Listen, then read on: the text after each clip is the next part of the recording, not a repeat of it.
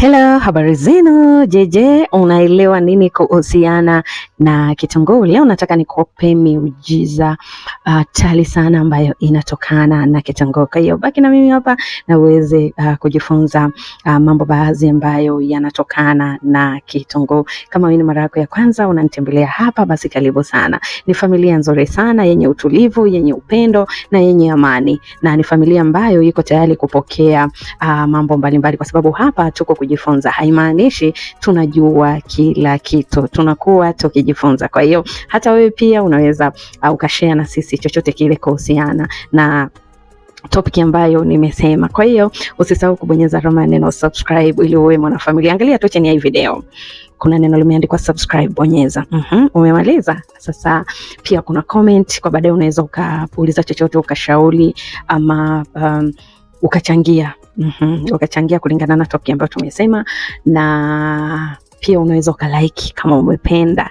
Ukabonyeza like. Unajua like huwa inasaidia somo kutembea kwa muda, yani kwa watu wengi sana. Kwa hiyo uweze ukajua like yako inaweza ikafanya ndugu yako yote akakutana na ile somo. Kwa hiyo kama atakuwa na changamoto yoyote kulingana na mambo ambayo nitayazungumza hapa, basi anaweza kusaidika kwa haraka sana. Ulimwengu una kumbukumbu sana. Kwa hiyo kila unachojifanyia jua unafanya kwa ajili yako, wala umkomoi mtu yote. Ukifanya mazuri, ulimwengu unarudisha vile vile. Ukifanya mabaya, basi ulimwengu wakati mwingine unaleta yale yale.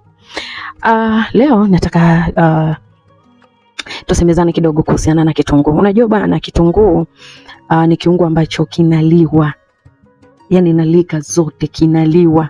Kwa hiyo kama kitunguu kinaliwa kwa lika zote, unaweza ukakitumia kitunguu kukomandi mtu yote yule. Duniani tuna watu wawili tu, kuna mwanaume na mwanamke. Hakuna watu wengi, hakuna mjomba, shangazi, sijui kaka, sijui nani, sijui dada, sijui nani. Kitunguu kinatumika kwa mwanaume na mwanamke, full stop, kwa sababu watu tuko wawili. Kwa hiyo unaweza ukakomandi kitunguu kwa mtu yote. Kwa mfano, naweza nikachukulia kuna mtu unamdai na hataki kukulipa deni lako. Kwanza kabisa nataka niseme kwamba baadhi ya watu wengi unakuta wanapitia changamoto ya kutokulipwa madeni yao kwa sababu ya aura zao jinsi zilivyo, ama nyota, ama niseme nyota, nitumie neno nyota. Nyota ni aura hiyo, kwa hiyo nitumie neno nyota hapo, nitaeleweka vizuri. Wanaweza wasipewe, yani yeye anaweza akapata, na akipata hapo hapo mtu anakuja na shida, anaomba, anampa hela, akishampa harudishi. Sio kwa sababu ya roho yake mbaya, anakuta tu yani kama haustahili kurudishiwa ile hela, ni yako, lakini kama hustahili hivi, kwa hiyo hakurudishi ile pesa kwa sababu ya hivyo tu. Kwa hiyo ningeshauri sana, kama wewe unadai, yani ni mdaiwa, yani unadai na unamdaiwa sugu ambaye anakusumbua, tafuta chumvi yako ya mawe.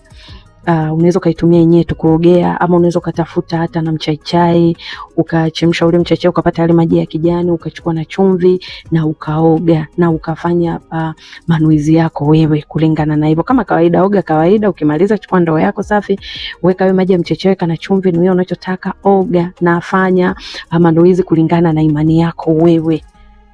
Na kama sijui madhabahu zako haziruhusu kufanya hivyo, achana na hivyo vitu, maana ndo utaharibikiwa mara 100. Kwa hiyo kama zinaruhusu na una imani, wala uhisi kama unakosea chochote, wewe utajibiwa haraka sana.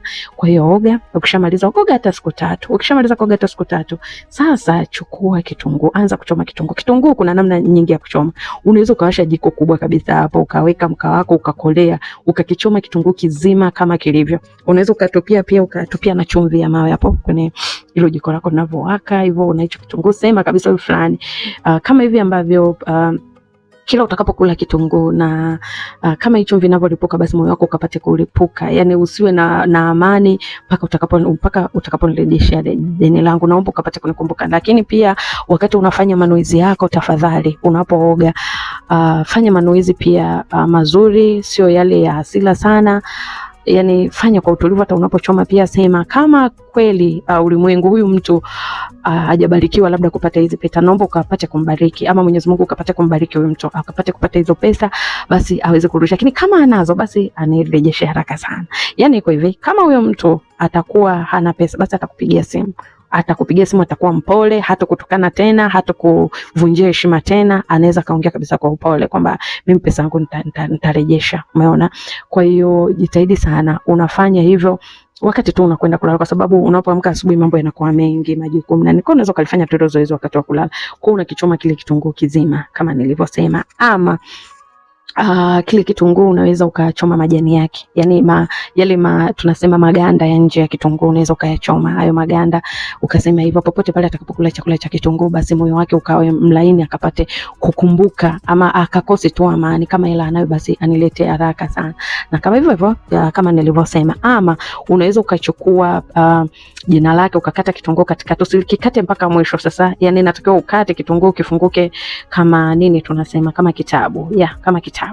Kifunguke kama kitabu, andika majina yake, weka hapo katikati ya kitunguu, na uchukue sindano na uchome, useme kabisa katikati, kitoka huko sindano iende kule popote alipo fulani, yani moyo wake ajisikie maumivu, ajisikie uchungu, yani mpaka atakaponirejeshea pesa yangu. Na tunza, tuweka sehemu yote, tunza. Kwa hivyo ana akija, mfano akiwahi kabla hata siku 2-3 hivyo, akiwahi kuja kurejeshea, chomoa vizuri, sambaratisha, toa kila kitu, basi na ushukuru sasa kwa ulimwengu kukujibu kwa hilo. Lakini pia unaweza ukachoma kwa ajili ya mpenzi wako, kama amekuacha, ameondoka, sijui ni mume wako, sijui hivyo, choma vizuri ukimrejesha. Lakini wewe una uhakika huyo mtu kweli mlikuwa mnapendana? Maana kuna wakati mwingine unaona tu kama unaforce mahusiano ama unaforce mapenzi. Wakati mwingine hutakiwi kumlazimisha mtu akupende kwa lazima kabisa, lakini kuna namna fulani tu, labda mtu ulikuwa mnaishi naye hata kwenendo, yani kuna namna fulani tu labda unaona kwamba sidhani kama hii hali iko sawa. Kama kawaida nimesema jioshe kwanza, ukishamaliza anza kuchoma kwamba huyu mtu hivi, kama kuna ubaya wote basi ukamtoke, akapate kukumbuka familia yake, akapate kurejea. Kwa kama kweli kulikuwa na dhoruba ama nini, yule mtu hivyo atakapokula tu chakula kile cha kitunguu, chumvi, kuna namna fulani tu atajisikia ile kukumbuka kwamba okay, ngoja nirejee. Lakini pia kama kuna namna fulani unaona huelewi mambo yako, ni kama kuna kitu fulani kinakuwa kinakufuatilia. Kwa hiyo pia unaweza ukachoma, kama kuna mwanaume yote ama mwanamke yote ambaye anakwamisha maisha yangu, kuanzia sasa hivi atakapokula tu chakula cha kitunguu akapate kunisahau kabisa kwenye maisha yake. Yani kama alikuwa na mawazo yote mabaya hivi na hivi na hivi, asinikumbuke. Pia unaweza ukafanya hivyo, ama ukachoma ama tukachoma maganda. Najua hapa nitapata swali. Kwa hiyo kama nataka tukuchoma ile maganda, nisichome kitunguu chote, kile kitunguu kinafaa. Kile kitunguu utakitupa kabisa sehemu ya mbali. Tupa sehemu ya mbali, hicho kitunguu kisiweze kutumika tena. Kama utatumia tu yale maganda ya nje. Wewe sijui unataka kumwoa mtu, unataka kuolewa, pia unaweza kutumia tu kitunguu kwa njia hizo unachoma, kwa sababu hakuna mtu ambaye alikitunguu. Hakuna, hata ufanye nini utakula tu chakula cha kitunguu. Hakuna mtu anaweza kuepuka.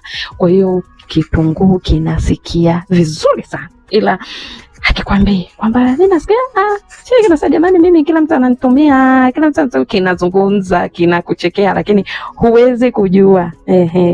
Ulimwengu unazungumza, ulimwengu unasema, kila unachokiona kinasema, kinazungumza.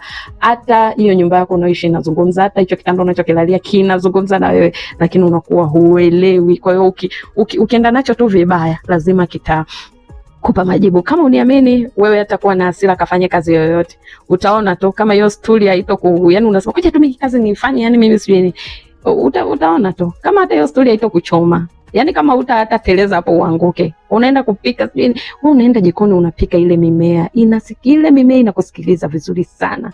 Kwa kama una utazidisha chumvi, utafanya nini, kitamwagika, kitaungulia, umeshaona. Kwa hiyo iko hivi, yani kila kitu ambacho unakiona kimekuzunguka kina nguvu yake ndani.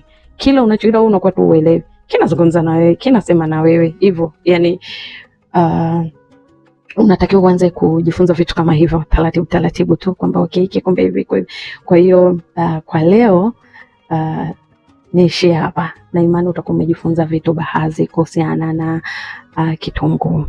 Kwa hiyo kitunguu unaweza kukitumia kwa design hiyo. Wakati mwingine nitaongezea mambo mengine. Nawapendeni sana jamani, na kwa elini.